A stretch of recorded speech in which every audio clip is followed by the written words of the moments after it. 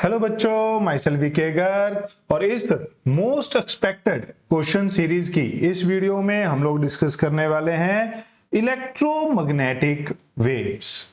Electromagnetic waves बेटा जैसे हमने बाकी चैप्टर में डिस्कस किए हैं एनसीईआरटी के पॉइंट्स बेटा, ये भी एनसीईआरटी है और नीट के क्वेश्चंस एंड जेईई मेन के क्वेश्चंस, इवन 2026 जेईई मेन के क्वेश्चन भी इंक्लूड किए गए हैं, नीट के क्वेश्चन भी हैं और जहां जहां हमें जरूरत पड़ी एनसीईआरटी की एग्जांपल्स भी हैं।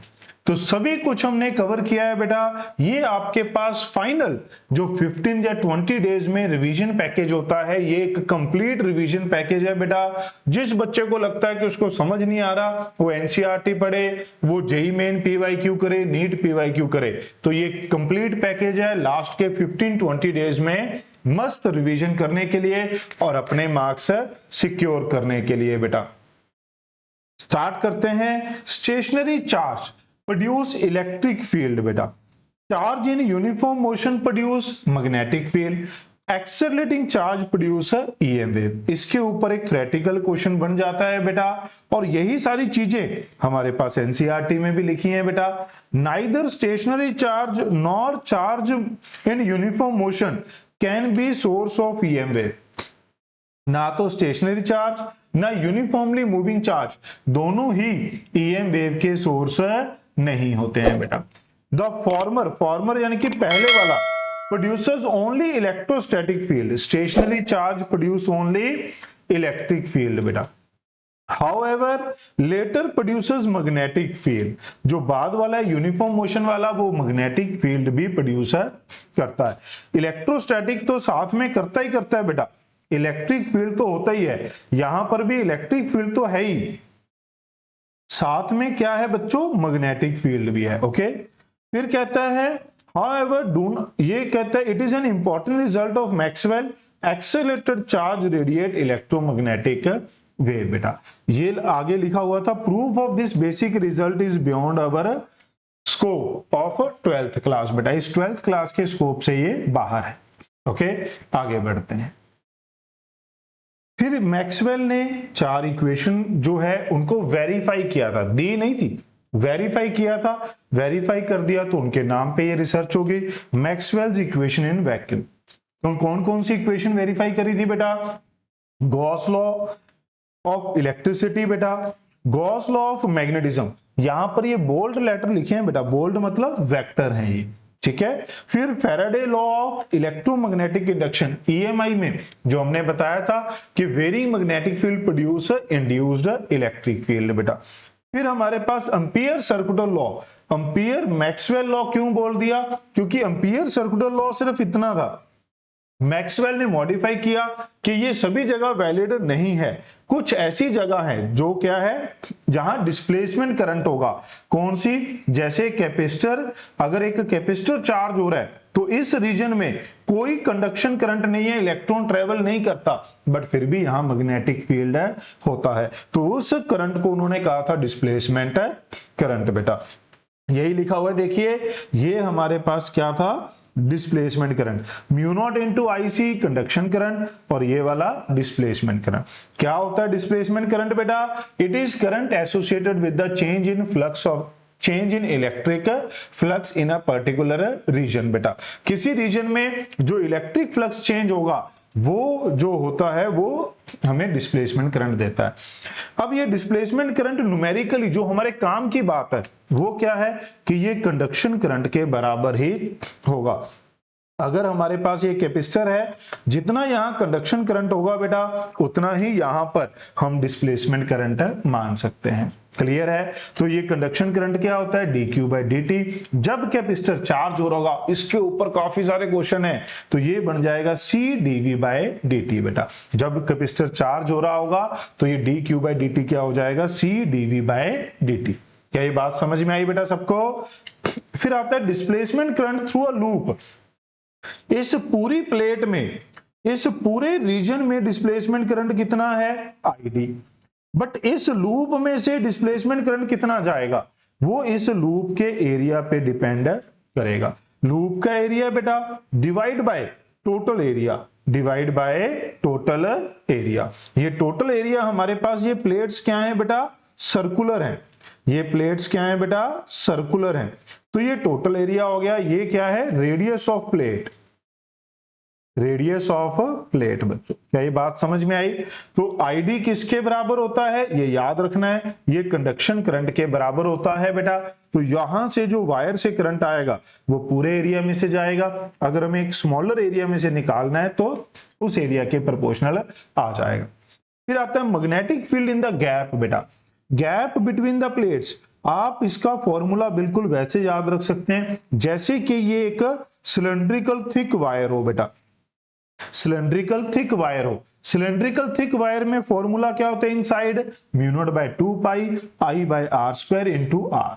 आर क्या है, एक्स से डिस्टेंस। बच्चों क्या ये बात समझ में आई? अगर हम बाहर वाले पॉइंट पे देखेंगे बेटा, बाहर वाले पॉइंट पे भी आर क्या लेंगे, एक्स से ही लेंगे। बाहर वाले पॉइंट पे भी आर कहां से लोगे बेटा, एक्स से। तो बाहर वाले पॉइंट पे क्या है, mu naught by 2 pi I by R. क्या ये बात समझ में आई बेटा? तो ये सेम एज ऑफ, ये किसके जैसे हैं बेटा, same as of magnetic field due to thick wire. एक सॉलिड सिलेंडर और थिक वायर की वजह से था। तो ग्राफ भी वही है बेटा हमारे पास, एक्सेस से पहले ये बढ़ेगा फिर उसके बाद ये कम होगा। समझे बच्चों? अब करते हैं इसके ऊपर बेस्ड क्वेश्चंस। बेटा काफी सारे क्वेश्चन इसके ऊपर आते हैं। ईएम वेव में अगर आप देखें तो दो ही चीजों के ऊपर जनरली क्वेश्चन आते हैं, एक तो ये डिस्प्लेसमेंट करंट, दूसरा इक्वेशन ऑफ ईएम वेव। वो जो इंटेंसिटी प्रेशर वगैरह आप पढ़ते हैं बेटा, उसके ऊपर 2015 के बाद कोई क्वेश्चन ही नहीं आया बेटा, है ना। तो मेनली यही है। तो देखिए जैन 2006 जेई मेन में ही हमारे पास किसके ऊपर बेस्ड क्वेश्चन आ चुका है बेटा, मैक्सवेल की इक्वेशन के ऊपर। बच्चे याद नहीं करते, बच्चे कहते क्या करना है, ये तो आसान ही है ना, इसके ऊपर थोड़ी क्वेश्चन आएगा। डायरेक्ट इक्वेशन के ऊपर बेस्ड आ गया बेटा। पहली ई डॉट डी एल, ये क्या बन गया बेटा हमारे पास, ये क्या बन गया, मैग्नेटिक फ्लक्स। बेटा बी डॉट डी ए क्या होता है, फ्लक्स। ये rate change of magnetic flux क्या था, यहां पर देखिए ई डॉट डी एल, यहां क्या था, D phi by D T. Phi क्या होता है, बी डॉट डी ए। तो लिखने का तरीका बदल दिया बेटा, बट है तो ये वही इक्वेशन। तो ये कौन सी हो गई बेटा, फैराडे। तो यानी कि ये सेकंड हो गई। फिर अगर आप देखें ये वही मॉडिफाइड इक्वेशन बेटा, म्यू नॉट कॉमन ले लिया, ये कंडक्शन करंट है, ये डिस्प्लेसमेंट है। कौन सी आ गई, एम्पियर मैक्सवेल। इसे मॉडिफाइड एम्पियर सर्कुलर लॉ भी बोल देते हैं बेटा। ये क्या आ गया, देखिए E dot D A, flux आ गया। फ्लक्स को देखिए कैसे लिखा है इसने, क्या लिखा है बच्चों, ये होता है चार्ज इनक्लोज्ड। चार्ज इनक्लोज्ड हमारे पास क्या हो गया बच्चों, चार्ज इनक्लोज्ड हमारे पास क्या हो गया, डेंसिटी इनटू वॉल्यूम की इंटीग्रेशन ओवर कंप्लीट वॉल्यूम।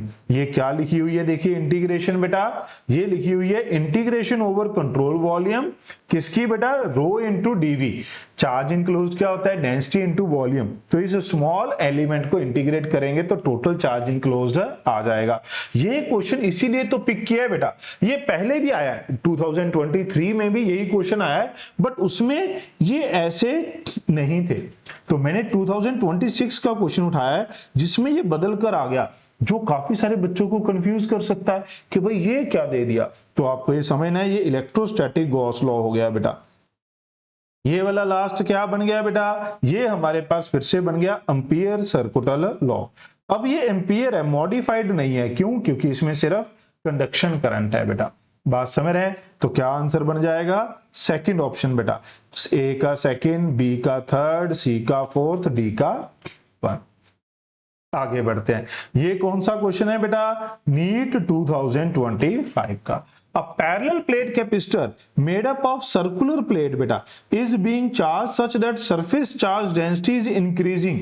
यानी कि हमारे पास जो चार्ज है वो इंक्रीज कर रहा है बेटा, तो करंट फ्लो कर रहा होगा बेटा, current is not zero. The magnetic field arise due to displacement current. Magnetic field due to displacement current हम ऐसे लेते हैं बेटा।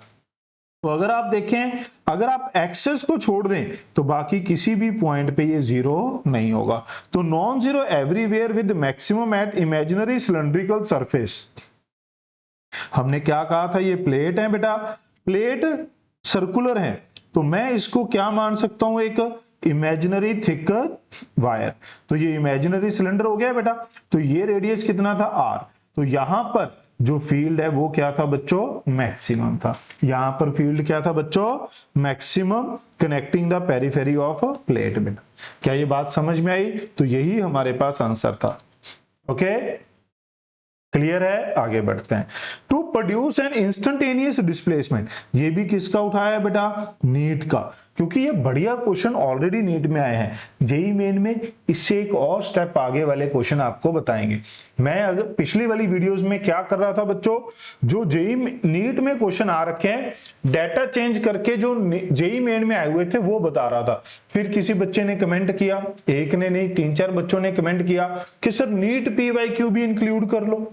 कर दिए बेटा, मेरे लिए तो सेम बात है। अब यही क्वेश्चन जेई मेन में भी आया हुआ है, उसमें यहां करंट बदल दिया, यहां कैपेसिटेंस बदल दी, बाकी सब सेम है बेटा। मैंने अब नीट के लिए रख दिया। अगर आपको नीट के क्वेश्चन करके कॉन्फिडेंस मिलता है वो कर दिए। अब जो इसमें मॉडिफाइड है, नया लेवल का जो क्वेश्चन है, वो मैंने जेई मेन के उठा लिए। समझे? मुझे लगता है ये ज्यादातर बच्चों को पसंद आया होगा। इससे कॉन्फिडेंस बूस्ट होता है कि हाँ, हमने नीट के, मुझे अच्छी लगी उसकी एडवाइस बच्चे की, उसको मैं थैंक यू भी कहना चाहूंगा। इससे बच्चों का कॉन्फिडेंस इंक्रीज होता है, बूस्ट होता है। क्लियर है बेटा? आगे बढ़ते हैं। नेक्स्ट, हाँ ये तो बताना भूल ही गए बेटा, वीडियो को लाइक जरूर करना है और कमेंट कर देंगे तो हमें और भी अच्छा लगेगा बेटा। हाइप की भी ऑप्शन आती है, अगर आप हाइप कर देंगे तो हो सकता है और भी बच्चों तक ये वीडियो पहुंच जाए जिनको इन वीडियो की जरूरत है। To produce an instantaneous displacement current बेटा of 2 milliampere in a space between the parallel plate of capacitor 4 microfarad, हमें डिस्प्लेसमेंट करंट कितना चाहिए, 2 मिली एम्पियर। भाई इसका मतलब कंडक्शन करंट भी यही चाहिए। Capacitance 4 at the rate change of potential difference क्या होगा। अब कंडक्शन करंट क्या होता है बच्चों, dq बाई dt। अब dq बाई dt क्या होगा, c dv बाई dt। ये कितना है, 2 मिली एम्पियर बेटा। c से डिवाइड कर दो बेटा, c कितना है, 4 माइक्रोफेरेड। तो ये कितना आएगा बेटा, dv बाई dt। ये 2 से 2 कट गया, ये 1000 ऊपर चला गया बेटा। ये पावर समझ रहे हैं ना, ये ऊपर जाके पावर प्लस हो जाएगी बेटा, 1000 बचेगा, divide by 2। Okay, divide by 2 बेटा। तो क्या आ जाएगा, अगर आप देखें तो dv बाई dt हमारे पास आ जाएगा बच्चों 500 वोल्ट पर सेकेंड। ठीक है, तो क्या आंसर बन जाएगा, बी ऑप्शन। आगे बढ़ते हैं। पैरेलल प्लेट कैपेसिटर बेटा of area this and separation between the plates is this is charged by a DC current। DC current से हम इसे चार्ज कर रहे हैं। Consider a hypothetical plane surface of area this बेटा, एक हाइपोथेटिकल, देखो एरिया कितना है पैरेलल प्लेट कैपेसिटर का, 16। उसके अंदर अगर आप ध्यान से देखें बेटा, डीसी से चार्ज कर रहे हैं, इसके अंदर एक छोटा एरिया है, कितने का, 3.2 सेंटीमीटर स्क्वायर। प्लेट का एरिया बेटा 16 centimetre square. Inside the capacitor parallel to the plate at an instant current through the circuit, जिस इंस्टेंट पे कंडक्शन करंट 6 एम्पियर था, ये कंडक्शन है तो डिस्प्लेसमेंट करंट भी किसके बराबर होगा बेटा, 6 एम्पियर। तो इस लूप में से करंट कितना होगा वो आपको बताना है बेटा। क्लियर है बेटा? तो अब अगर हमें अंदर इस लूप में से डिस्प्लेसमेंट करंट निकालना है तो क्या होगा, बड़ा एरिया डिवाइड बाय छोटा, ये बताया था ना बेटा आपको फॉर्मूला। तो ये 16, ये 3.2 और ये 6 बेटा। अब इसको काट दीजिए बेटा। अगर मैं पहले यहां से डेसिमल हटा के 0 ऊपर लगा लूं, थोड़ा जल्दी से चीजें एडजस्ट हो जाएंगी। 2 पे गया 3, ये 16, ये कट गया बेटा 10, तो ये कितना आ जाएगा 30। ये कितना आ जाएगा बेटा, 30 एम्पियर आ जाएगा बेटा। ये कितना आ जाएगा, 30 एम्पियर। कुछ गड़बड़ कर दी क्या हमने, कुछ तो गड़बड़ कर दिया, अरे सॉरी बेटा। क्या था ये, pi r square by pi r square ID था, है ना, सॉरी।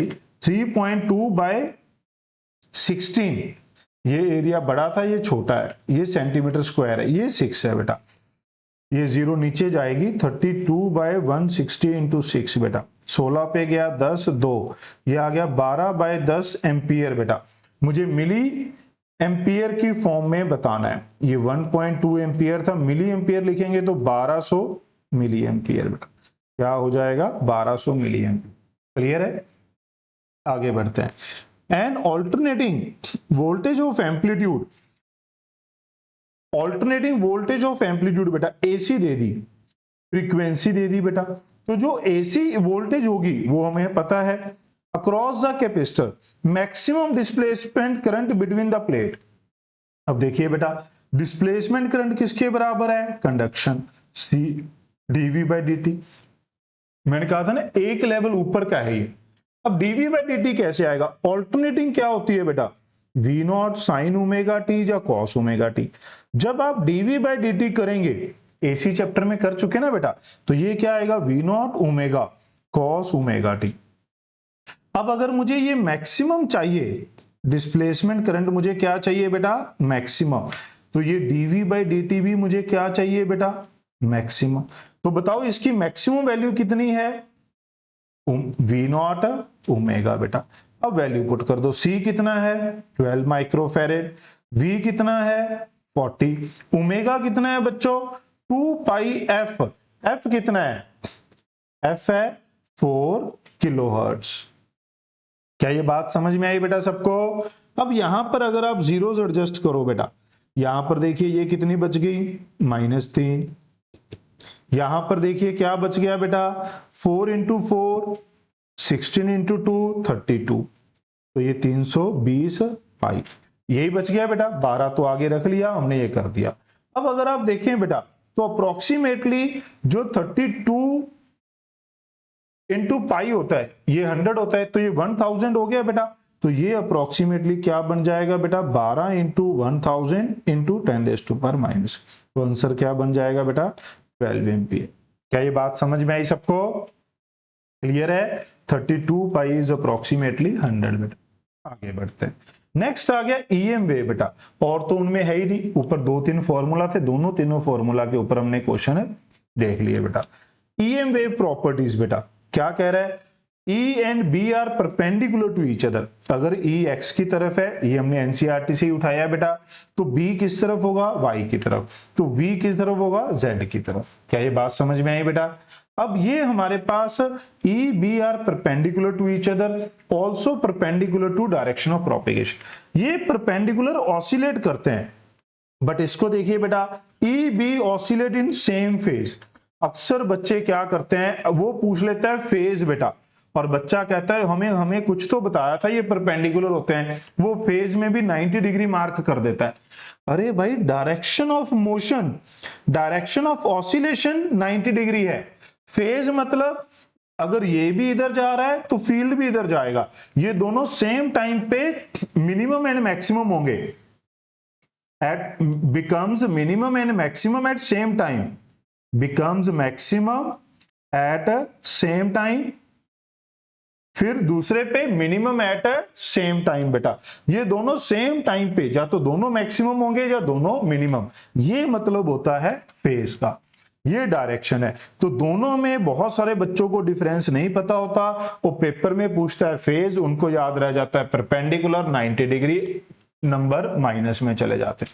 फिर आते देखो यहां पर भी डायरेक्शन है, यहां जो अंदर साइन के अंदर जो होता था बेटा उसको फेज बोलते थे। देखो दोनों में सेम है ना, ये दोनों में क्या है? सेम है। इसका मतलब इन दोनों का फेज क्या है बच्चों? सेम है। समझ में आ गई बेटा बात? दोनों का फेज क्या है? सेम। अब अगर एक एक्स में है तो दूसरा वाई में है, और जो तीसरा, ये आपने वेव की, मुझे पूरी उम्मीद है आपने वेव की वीडियो देखी होगी बेटा, जो वेव का मोस्ट एक्सपेक्टेड क्वेश्चन हम डाल चुके हैं, है ना। वीडियो को लाइक जरूर करना है अगर आपका ये पॉइंट क्लियर हुआ हो। तो जो वेव इक्वेशन है वो वेव जेड के अलोंग है। तो ई एक्स में, ये वाई में, और वेव जेड में, ये तीनों म्यूचुअली परपेंडिकुलर होते हैं। मैग्नीट्यूड, जो मैग्नेटिक फील्ड होता है बेटा वो बहुत छोटा होता है, तो E naught by C, C is the speed of light. तो ये वैक्यूम में है। अगर मीडियम में होगा तो speed of light in medium ले लेंगे बेटा V। C और V क्या होता है? ओमेगा बाय के। टी का कोफिशिएंट डिवाइड बाय के। डायरेक्शन ऑफ प्रोपेगेशन क्या है, जेड में। साइन क्या बताएगा, वेव चैप्टर देख चुके ना बेटा, अगर यहां प्लस होता तो ये माइनस जेड के अलोंग, यहां माइनस है तो ये प्लस जेड के अलोंग होगा। क्लियर है। फिर आता है प्रॉपर्टीज। डायरेक्शन ऑफ प्रोपेगेशन बेटा, वी जो डायरेक्शन ऑफ प्रोपेगेशन है वो ई क्रॉस बी से मिलेगी, E cap cross B cap. ये मैं आपको क्वेश्चन में अप्लाई करके दिखाऊंगा बेटा। मीडियम वैक्यूम में स्पीड ऑफ लाइट क्या होती है, 1/रूट mu nought epsilon not. Mu not क्या है, परमेबिलिटी, और ये क्या है, परमिटिविटी। मीडियम में ये permeability permittivity of medium. Mu होता है mu naught mu R, epsilon होता है एप्सिलॉन नॉट एप्सिलॉन आर। अगर आप इन दोनों को डिवाइड कर देंगे तो रिफ्रैक्टिव इंडेक्स कुछ इस तरीके से बन जाता है बेटा। ये चार्जलेस होते हैं, इसलिए ये ईएम वेव, इसमें देखो इलेक्ट्रिक फील्ड होता है मैग्नेटिक फील्ड, बट ये इलेक्ट्रिक एंड मैग्नेटिक फील्ड की वजह से डिफ्लेक्ट नहीं होती। अगर मैं external electric and magnetic field लगाऊंगा तो ये डिफ्लेक्ट नहीं होंगी बेटा। क्लियर है। काफी बच्चों को ये धोखा लगता है, उनको लगता है यार इसमें इलेक्ट्रिक एंड मैग्नेटिक फील्ड तो है ही, इसीलिए मैंने सिर्फ वही प्रॉपर्टीज लिखी हैं जो यूजफुल होती हैं बेटा। ओके, ये देखिए बेटा क्वेश्चन, इस टाइप से क्वेश्चन बहुत हैं बेटा। आप देखेंगे ज्यादातर क्वेश्चन रिपीटेड है, सिर्फ वैल्यू चेंज है। तो मैंने एग्जांपल लेकर दिखा दी जिससे आपको लगे कि आपको एनसीईआरटी फिर से करने की जरूरत नहीं है। लास्ट में हमने सारा कुछ कवर कर दिया है बेटा। ओके, जितना हम आपके लिए एफर्ट लगा रहे हैं बेटा, इसके नाम पे लाइक एंड सब्सक्राइब तो बनता ही है। ओके, और हाइप कर देंगे तो और भी बढ़िया बात है। Plane electromagnetic wave of frequency travel in free space. क्या लिख दिया बेटा यहां, फ्री स्पेस, तो सीधा सीधा स्पीड क्या ले लोगे, 3 × 10⁸ एक्स डायरेक्शन में जा रही है बेटा। At a particular point E दे दिया, ये देखना है बेटा इसकी यूनिट क्या है, एसआई यूनिट है, कभी कभार इसमें यूनिट में खेल देता है। बी बताना है, तो बी क्या होता है बेटा, ई बाय सी, तो क्या कर दिया, ई डिवाइड बाय सी, ये आ गया बी बेटा। अब अगर आपको इसकी डायरेक्शन भी बतानी है, देखिए इसने बी को बोल्ड किया है, बोल्ड किया है तो वेक्टर, यानी कि आपको डायरेक्शन भी बतानी है। डायरेक्शन कैसे बताओगे, ध्यान देंगे बेटा, जो वी कैप है वो किसके बराबर है, E cap cross B cap. V cap किस तरफ था, किस तरफ जा रहा है बेटा, एक्स एक्सिस की तरफ। ई कैप किधर है बेटा, जे की तरफ। अब यहां पर जो बी है, एक्स और वाई तो कवर हो गए, जा तो बी क्या हो सकता है, के, जा फिर क्या हो सकता है, माइनस के। अब जे क्रॉस के क्या होता है बेटा, आपको ये साइकिल याद होना चाहिए क्रॉस प्रोडक्ट का। अगर आप जे क्रॉस के करोगे तो पॉजिटिव आई आएगा, हमें पॉजिटिव ही चाहिए था, तो इसलिए आंसर क्या आ गया, के। अगर बाय चांस यहां माइनस आई होता तो यहां क्या लगता बेटा, माइनस के, क्योंकि जे क्रॉस के होता आई माइनस, ये ऐसे ही लग जाता। तो यही यहां पर भी बताया गया है बेटा। To find the direction we note E is along Y, wave propagation along X, therefore V should be in the direction perpendicular to, तो ये क्या होना चाहिए, using vector algebra E cross B should be along X, तो पहले J cross K किया, I आ गया बेटा, along Z डायरेक्शन आ गया, तो वही बात बन गई। जो मैंने आपको ऊपर बताया बेटा वही आपको यहां देखना था। अगर आप J क्रॉस माइनस K करते तो ये माइनस आई आता, बट हमें क्या चाहिए था बेटा, हमें क्या चाहिए था, पॉजिटिव आई। ओके, नेक्स्ट देखते हैं। और भी क्वेश्चन है, आराम से ये चीजें आपको समझ में आएंगी, सभी क्वेश्चन में हम इसको लगाकर देखेंगे। फिर आता है इक्वेशन ऑफ मोशन के ऊपर बेस्ड क्वेश्चन आता है बेटा, सॉरी इक्वेशन ऑफ वेव के ऊपर। Magnetic field in a plane electromagnetic wave is given by this बेटा, ये मैग्नेटिक फील्ड है। What is the wavelength and frequency, जो x का कोफिशिएंट है बेटा वो वेवलेंथ निकालने के काम आएगा। मैं यहां निकालूंगा नहीं, वेव चैप्टर में मैं आपको ये बता चुका हूं। t का कोफिशिएंट हमारे पास क्या आएगा बेटा, ये हमारे पास फ्रीक्वेंसी निकालने के काम आ जाएगा। What is an expression for electric field, यहां से एक बार आपको ये चेक कर लेना है कि स्पीड क्या है, क्योंकि इसने क्वेश्चन में नहीं कहा कि it is travelling in A space, तो जो स्पीड है वो कितनी होती है बेटा, वो एक बार जरूर चेक कर लेनी है, ओमेगा बाय के। यहां पर अगर आप चेक करेंगे तो ये स्पेस की बात ही आ गई बेटा, ये वही आ गई जो स्पेस में होती है, 3 × 10⁸ बेटा, तो कोई टेंशन वाली बात नहीं है। हमें बी दिया हुआ है, ई का लिखना है, तो E किसके बराबर आएगा बेटा, बी नॉट इंटू स्पीड। तो बी नॉट कितना था, 2 इंटू 10⁻⁻7, स्पीड कितनी है 8, तो ये कितना आ गया बेटा 60। तो अगर आप यहां पर देखें B इंटू सी, तो ये कितना आ गया बेटा 60, ये पता चल गया। अब डायरेक्शन बतानी है बेटा। डायरेक्शन जो देखो वेव किस तरफ जा रही है बेटा, इन दोनों में साइन क्या है, पॉजिटिव। अगर साइन पॉजिटिव है तो वेव वेलोसिटी किस तरफ है बेटा, माइनस आई की तरफ। तो माइनस आई, ये यहां पर वेव वेलोसिटी को क्या लिखोगे, ई क्रॉस बी। हमें क्या चाहिए, माइनस आई। ई हमें पता नहीं, वे यहां कैप आ जाए। बी किस तरफ है, जे की तरफ। बी किस तरफ है बेटा, जे की तरफ। तो अब यहां पर ई क्या बचा, जा तो के, अगर मैं यहां के रख दूं, अगर मैं यहां के रख दूं बेटा, तो के क्रॉस जे क्या होता है, वही उल्टा साइकिल बेटा, जे के क्रॉस जे क्या होता है, माइनस आई। तो इसका मतलब हमें माइनस आई मिल गया बेटा, तो E की वैल्यू क्या हो जाएगी, K। तो E किस तरफ होगा बेटा, K की तरफ। तो यहां पर देखिए प्लस आ गया। अगर ये मान लो नेगेटिव आ जाता तो मैं आगे क्या लगा देता बेटा, माइनस लगा देता। समझे, ओके बेटा। इसको देखिए बच्चों, ये है जेई मेन 2026। मैं फिर से लिख रहा हूं बेटा, large number of question, large number of question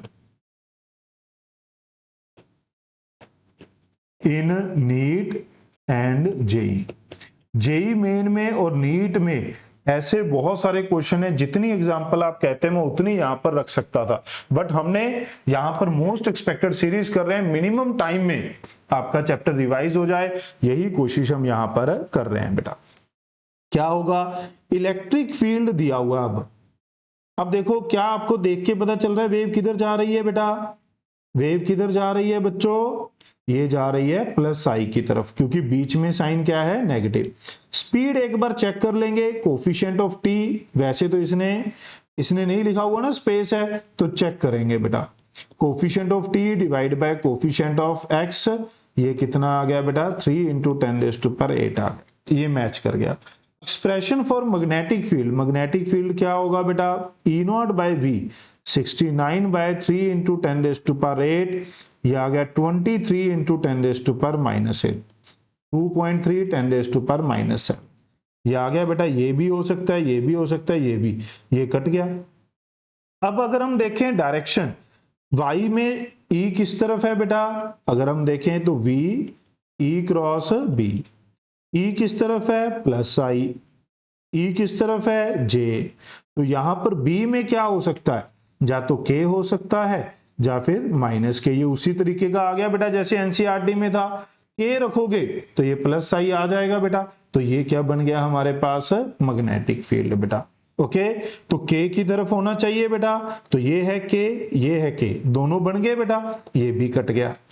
okay, ये तो पता ही था हमें कि अगर जिस तरफ फील्ड आ गया उस तरफ जिस तरफ इलेक्ट्रिक फील्ड आ गया उस तरफ मैग्नेटिक फील्ड तो हो ही नहीं सकता।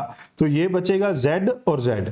अब देखो, इसमें माइनस है तो इसमें भी माइनस चाहिए बेटा, ठीक है, और यहां क्या था, प्लस, तो ये नहीं हो सकता बेटा, ये भी कट गया। तो आंसर क्या बन जाएगा, first option will be the right option. Okay, समझे। तो बेटा नेक्स्ट देखिए बेटा, the electric field of a plane electromagnetic wave travelling in an unknown non magnetic medium is given by. ये क्या है बेटा, non magnetic, unknown non magnetic बेटा, ठीक है। ये मीडियम में जा रही है वेव, कहते हैं the dielectric constant of the medium. Dielectric constant क्या होगा बेटा, मेरा साथ देंगे। सबसे पहले स्पीड लिखेंगे बेटा, coefficient of omega divide by coefficient of x बेटा, ये आ गया 1.5 10⁸। तो रिफ्रैक्टिव इंडेक्स किसके बराबर आ जाएगा, V by C, 1.5 C by V, 3 into 10⁸, 1.5 into 10⁸, 2 आ गया बेटा।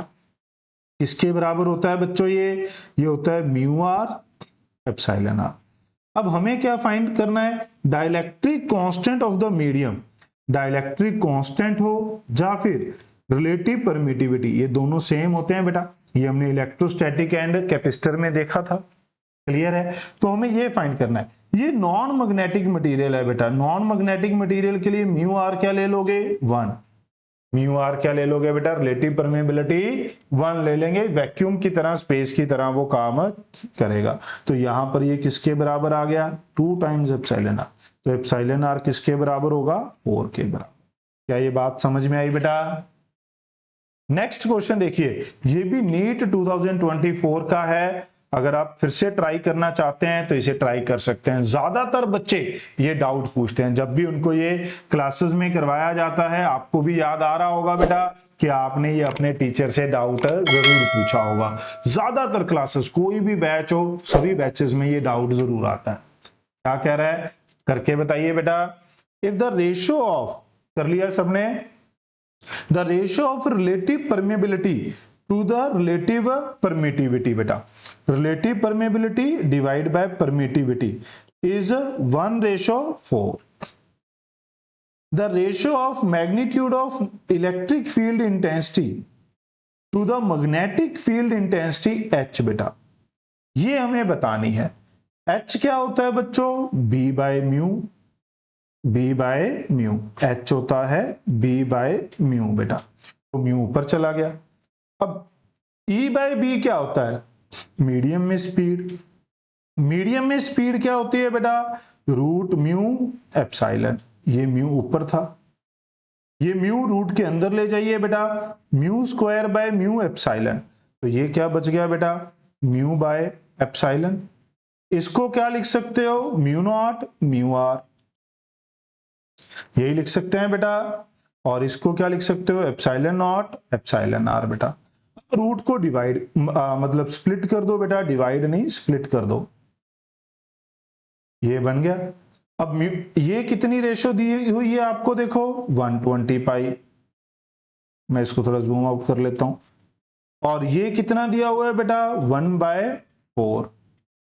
तो 2 बाहर आ गया, तो ये कितना बच जाएगा? 60 पाई। क्या आंसर आ जाएगा बेटा? 60 पाई। क्या ये समझ में आई बेटा बात? क्लियर है? आगे बढ़ते हैं। नेक्स्ट बेटा, एनर्जी ऑफ ईएम वेव बेटा। एनर्जी ऑफ ईएम वेव, अब जब आप देखते हैं इसे एनसीईआरटी में, तो ये एनसीईआरटी से, न्यू एनसीईआरटी से हटा ही दिया गया है ही नहीं इसमें। तो आपको बट कुछ पॉइंट याद रखने हैं बेटा, ये क्वेश्चन आते हैं। और अगर आप देखेंगे तो नीट में 2015 के बाद इसके ऊपर कोई क्वेश्चन नहीं आया है, इंटेंसिटी, प्रेशर एंड बाकी चीजों के बाद। बस आपको पता होना चाहिए ईएम वेव में एनर्जी डेंसिटी कितनी होती है बेटा? इलेक्ट्रिक एनर्जी होती है, ये आप इलेक्ट्रोस्टैटिक में एनर्जी डेंसिटी लिखते हैं। ये आरएमएस होता है बेटा, इसलिए 1/4 लग जाता है, क्योंकि आरएमएस वैल्यू किसके बराबर होती है? E0/√2। मैग्नेटिक एनर्जी भी वैसे लिख लेंगे बेटा, एवरेज एनर्जी दोनों का सम होगी वेव की। बट जो इंपॉर्टेंट बात है, अगर मान लो इसके ऊपर क्वेश्चन देखने को मिला तो उसमें हो सकता है ये चीज आपको काम आए। दोनों में एनर्जी इक्वली डिस्ट्रीब्यूट होती है, तो ईएम वेव की एनर्जी ये वाली बन जाती है बेटा। इंटेंसिटी क्या होती है बेटा? इंटेंसिटी होती है energy density into speed. Energy density into speed, क्योंकि ये होता है energy per unit time per unit area बेटा। क्लियर है? तो इसके कई सारे फॉर्मेट है, ऐसे लिखा जा सकता। अब इसी को जब आप कन्वर्ट करते हैं तो इंटेंसिटी के साथ जो वेक्टर रिलेटेड होता है उसको बोलते हैं पॉइंटिंग वेक्टर। ये मैंने क्यों लिखा बेटा, यहां पर मैं मेंशन कर देता हूं, नॉट इन न्यू एनसीईआरटी। तो जो बच्चे बिल्कुल स्पेसिफिक और लीस्ट पढ़ना चाहते हैं वो इस टॉपिक को स्किप कर सकते हैं कि सर आता तो है नहीं, है ना। ये वाले क्वेश्चन आपको कहां मिल जाएंगे बेटा? फोटो इलेक्ट्रिक इफेक्ट में मिल जाएंगे, डुअल नेचर में। ठीक है, तो ये same to same dual nature में भी क्वेश्चन आता है। यहां पर भी मैंने डाले हैं, ज्यादा नहीं, ज्यादा टाइम नहीं लगाएंगे आपका, बट 2-3 क्वेश्चन डाले हैं जो हमारे पास जेईई मेन में हमारे पास पूछे जा चुके हैं 2026 जनवरी में बेटा। ये समझ में आया अभी? ये मैं जो बता रहा था आपको, पॉइंटिंग वेक्टर बेटा जो इंटेंसिटी की तरफ होता है, it is a vector associated with the direction of propagation of energy per unit area per unit time. Intensity की डायरेक्शन में जो एनर्जी का वेक्टर है उसे हमने पॉइंटिंग, एनर्जी स्केलर है बेटा बट वेव के साथ एक पर्टिकुलर डायरेक्शन के लिए लिख दिया गया। ओके, फिर अगर आप देखें तो ये क्वेश्चन देखिए 2026 का बेटा, जेई मेन का जनवरी attempt, laser beam has intensity this, amplitude of magnetic field associated with the beam बेटा। अब ये किसके बराबर होती है intensity, half B nought square by mu nought into C. कितना है 4 इंटू 10⁻14 यूनिट का ध्यान रखना है बेटा, एसआई यूनिट है। यहां पर वैल्यू पुट कर दीजिए बेटा, हाफ बी नॉट हमें चाहिए, म्यू नॉट उधर ले जाते हैं, इसको छोड़ो परे, बी नॉट सी ये है 4 इंटू 10⁻14 2 गया।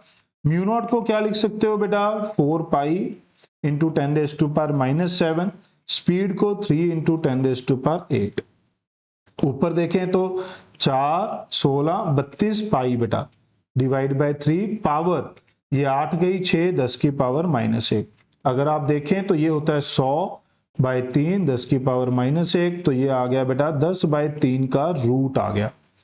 अब अगर आप देखें ध्यान से बेटा तो 10/3 अप्रोक्सीमेटली 3.2 है, तो ये 2 से थोड़ा सा छोटा होना चाहिए, तो ये बी नॉट 2 से थोड़ा सा छोटा होना चाहिए। तो कौन सी ऑप्शन दिख रही है बेटा 2 से छोटी, 1.83 बेटा। क्लियर है बेटा, तो क्या आंसर बन जाएगा सेकंड ऑप्शन।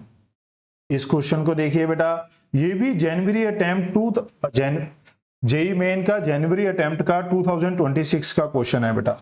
इसमें क्या है, इक्वेशन दे रखी है, ई दे रखा है, average power of electromagnetic wave is this.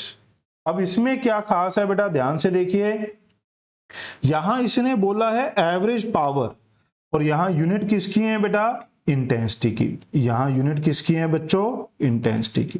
तो इंटेंसिटी अगर आपको लिखनी है तो वो क्या होती है बेटा, half epsilon nought E nought square into सी।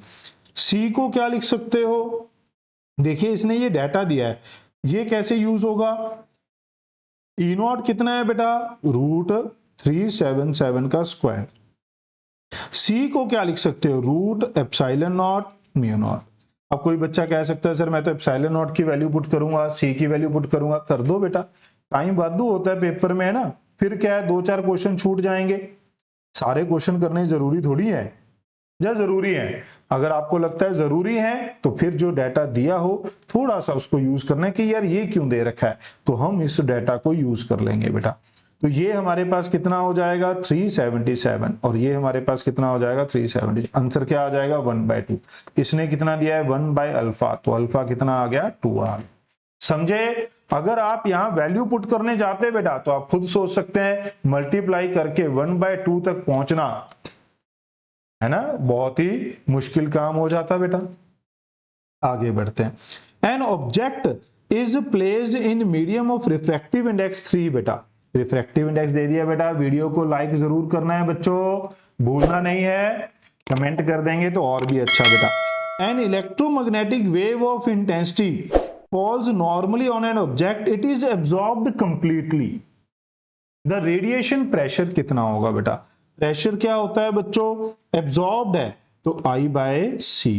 अब यहां पर जो C है मीडियम में वेलोसिटी बेटा। अब इसने रिफ्रैक्टिव इंडेक्स क्यों दिया है, ताकि हम मीडियम में वेलोसिटी लिख पाए।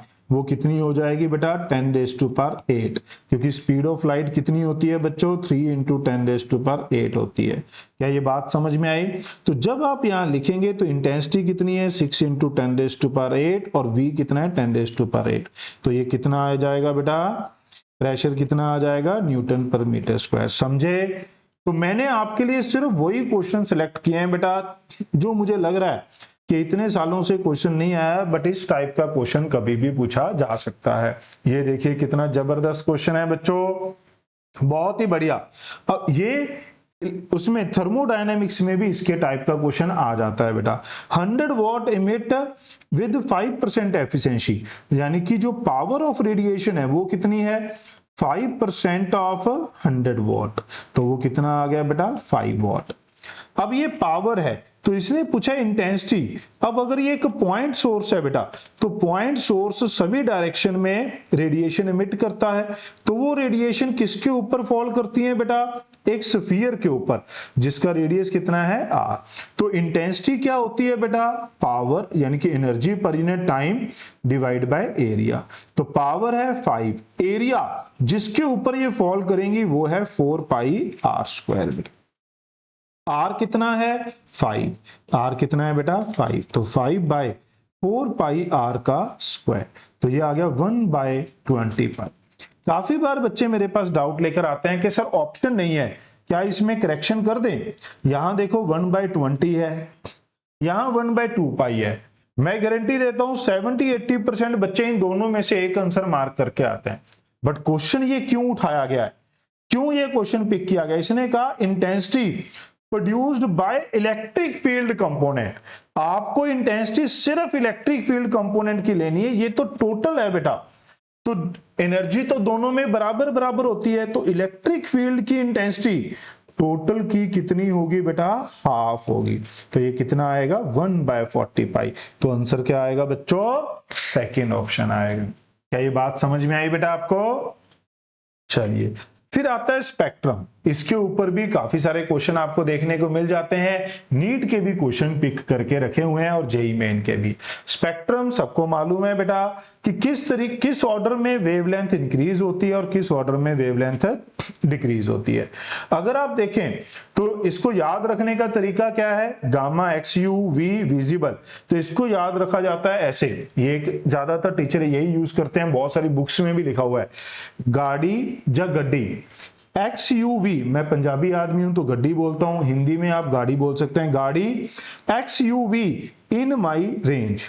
गाड़ी से जी गामा, एक्स से एक्सरे, यू से यूवी, वी से विजिबल, इन से इंफ्रा, एम से माइक्रो, आर से रेडियो। बेटा वेवलेंथ कैसे याद रखनी है बेटा, विजिबल रीजन की 400 से 700 सबको मालूम है, इंफ्रा इससे बड़ी है बेटा तो 700 से प्लस करेंगे, और इसकी लार्ज रेंज है तो 700 नैनोमीटर से 1 mm जाती है, लार्ज रेंज है इंफ्रारेड की। जो आपने न्यूक्लियर चैप्टर पढ़ा है बेटा उसमें, सॉरी एटम्स चैप्टर पढ़ा है उसमें लाइमन बामर पास्चन वो सीरीज पढ़ी थी ना आपने, तो 4-5 सीरीज इंफ्रारेड में आ जाती हैं क्योंकि इसकी वेवलेंथ बहुत बड़ी है। इससे छोटा जाएंगे 400 से 1 तक जाएंगे बेटा, 400 से सिंगल 1 से 1 तक जाएंगे तो क्या है यूवी, 1 से छोटा जाएंगे बेटा 1000 1/1000 तक तो वो एक्सरे, फिर हमारे पास उससे छोटा क्या है गामा। तो आप एक्सरे याद रख लो, विजिबल याद रख लो, इन दोनों के बीच में यूवी आ जाएगा, इससे बड़ा जनरली इंफ्रारेड है, इनके ऊपर बेस्ड कोई क्वेश्चन देखने को नहीं मिलता। क्लियर है बेटा। स्पीड, कई बार क्वेश्चन में क्या कहता आपको बोल देते हैं ये फ्रीक्वेंसी किस रीजन में लाई करेगी, तो वेवलेंथ निकाल लो बेटा। स्पीड ऑफ लाइट तो पता ही है, सभी की स्पीड क्या होती है सेम, सारी लाइट है बेटा, फ्रीक्वेंसी डिवाइड कर दो वेवलेंथ आ जाएगी, फिर चेक कर लो कि कौन से में लाइट करेगी। ओके, ये कुछ इसकी बेटा एप्लीकेशंस हैं, ये हमने वन शॉट वीडियो में सारी ये पढ़ के दिखाई थी बेटा, आपको सुनाई थी। ये आप पीडीएफ डाउनलोड करके भी आप इनको रीड आउट कर सकते हैं, और आपको कटआउट से भी पता चल रहा है कि ये हमारे पास एनसीईआरटी में से हैं, तो आप सीधा एनसीईआरटी से भी यूज कर सकते हैं, पढ़ सकते हैं बेटा। ठीक है, अभी नहीं पढ़ेंगे, ये मोस्ट एक्सपेक्टेड क्वेश्चन की सीरीज है, तो मैं आपको इसके ऊपर बेस्ड क्वेश्चन बताने वाला हूं। ठीक है, आपको क्या बताने वाला हूं क्वेश्चन, ये मैंने हाईलाइट किए हुए हैं बेटा, कुछ पॉइंट्स आप देख सकते हैं। यहां पर सेलुलर फोन, यहां कम्युनिकेशन टेलीविजन, यहां एयरक्राफ्ट, यहां रेडार सिस्टम है। ठीक है, और यहां पर हीट वेव्स हैं बेटा। ठीक है, earth satellite growth of physical therapy में यूज होती हैं, रेडियो स्विचेस में होती है। विजिबल आ गई, ये तो सबको पता ही है बेटा। Snake can detect infrared waves है बेटा। ये अल्ट्रावायलेट आ गई बेटा, ओजोन लेयर, ये मेलानिन मेडिकल टर्म आ गई बेटा, टैनिंग।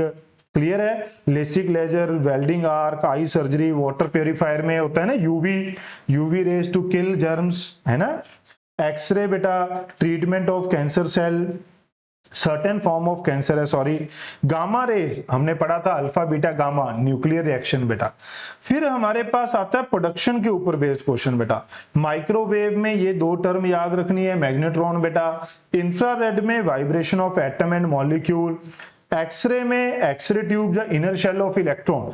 जब इलेक्ट्रॉन एक हाई ऑर्बिट से लोअर ऑर्बिट आते हैं बेटा तो एक्सरे एमिट करते हैं, है ना, या फिर एक्सरे ट्यूब में एमिट किए जाते हैं। तो ये सारी चीजें आपको याद रखनी है बेटा। क्वेश्चन कैसे आते हैं देखिए, नीट 2024 में क्वेश्चन आया हुआ है बेटा। क्या कह रहा है, electromagnetic radiation which have smallest wavelength. तो आपको क्या ऑर्डर याद रखना है बेटा, वही गामा वाला, गामा गड्डी एक्स यूवी इन इंफ्रारेड बेटा माइक्रो रेंज। अगर आप देखें तो इस तरफ जो है वेवलेंथ इंक्रीज होती है, वेवलेंथ इंक्रीज होती है। तो शॉर्टेस्ट वेवलेंथ कौन सी है बेटा, गामा। कौन सी है बेटा, गामा। जरूरी नहीं कि ऑप्शन में गामा हो सकता है वो ये चार कंपेयर करें तो यूवी की हो जाएगी, इन चार को करेंगे तो विजिबल की हो जाएगी। किसी भी इसको उठा लिया, इसको उठा लिया, इसको कैसे भी कंपेयर कर सकता है। तो ये ऑर्डर आपको याद रखना पड़ेगा बेटा। Which of the following rays are not electromagnetic. कौन सी नहीं है, एक्सरे है, गामा है। हीट रेज कौन सी होती है बेटा, इंफ्रारेड। कौन सी होती है बेटा, इंफ्रारेड, ये भी है। बीटा रेज नहीं है, बीटा क्या होते हैं बेटा, इलेक्ट्रॉन होते हैं। तो ये पार्टिकल होते हैं बेटा, क्या होते हैं बेटा, पार्टिकल। तो ये इलेक्ट्रोमैग्नेटिक वेव नहीं है, ये मैटर वेव की तरह काम करेगा। कैसे काम करेगा बेटा, matter wave, de Broglie matter wave बेटा। ओके, तो ये इलेक्ट्रोमैग्नेटिक नहीं है। तो आंसर क्या आ जाएगा हमारे पास, सी ऑप्शन बेटा। क्या ये बात समझ में आई बेटा। ओके, नॉट पूछा है, नॉट ठीक है, तो नॉट इलेक्ट्रोमैग्नेटिक बेटा, नॉट इलेक्ट्रोमैग्नेटिक। नेक्स्ट देखिए, ये आ गया नीट 2022 का। अब इनको मैच करना है बेटा। देखो मैच करना है, काफी मुश्किल काम है जैसे कि मैंने आपको कहा था, बट आपको कहां से शुरू करना है। आपको ये दिख रहा है कि ये होती है gamma, X, UV, V, infrared, micro, radio, ये तो पता है ना। तो वेवलेंथ इंक्रीज होनी चाहिए इधर। तो सबसे छोटी यहां एक्सरे की है, एक्सरे की ऑर्डर क्या था बेटा, 1 नैनोमीटर से 1/1000 नैनोमीटर। ठीक है, तो वो क्या हो गया, 0.1 एंगस्ट्रॉम हो गया बेटा। ये 1 नैनोमीटर से 0.001 नैनोमीटर तक जाना है। तो ये एंगस्ट्रॉम कितना हो गया, 0.1 नैनोमीटर हो गया। तो ये क्या हो गया बेटा, एक्सरे। तो डी के साथ 1 इन तीन में है, क्योंकि उनको पता है एक्सरे से चलेगा। फिर इंफ्रा बेटा, इंफ्रा जो है विजिबल को जस्ट क्रॉस करता है। तो 700 नैनोमीटर से कितना था बेटा, 1 mm। तो 1 mm तक जाना है। तो ये तो हमारे पास 10 mm हो गया बेटा, ये तो बड़ी हो गई है ना। और ये वाला -4 ये क्या हो जाएगा, 0.1 mm बेटा। क्या हो जाएगा बेटा, ये 0.1 mm हो जाएगा। तो इसलिए ये फोर्थ हो गया बेटा। अब देखो फर्स्ट के साथ फोर्थ यहां है, ये भी नहीं है, ये भी नहीं है। तो आंसर क्या बन गया, डी। श्योर शॉट हो गए बेटा। अब माइक्रो और रेडियो, रेडियो की सबसे बड़ी होगी, इन दोनों में से कौन सा बड़ा है बेटा, ये वाला। तो ये रेडियो हो गया और ये क्या बन गया, माइक्रो। समझ गए। इस तरीके से आप आंसर कर सकते हैं। ठीक है, एग्जैक्ट आपको 2-3 याद करनी है, बाकी सारी का काम बन जाएगा बेटा। देखिए ये मैंने उठाया जेई मेन का। अब ये एप्लीकेशन और यही हमारे पास देखिए वही ऑर्डर है बेटा। अब आप देख सकते हैं एक्सरे 1 नैनोमीटर से 1/1000 नैनोमीटर तक है बेटा। तो सेकंड हो गया ये। तो सी का सेकंड ढूंढो, ये है, ये है। फिर देखो इंफ्रा 700 नैनोमीटर से 1 mm, ये मिल गया बेटा थर्ड। तो डी का थर्ड है, ये भी मिल गया बेटा।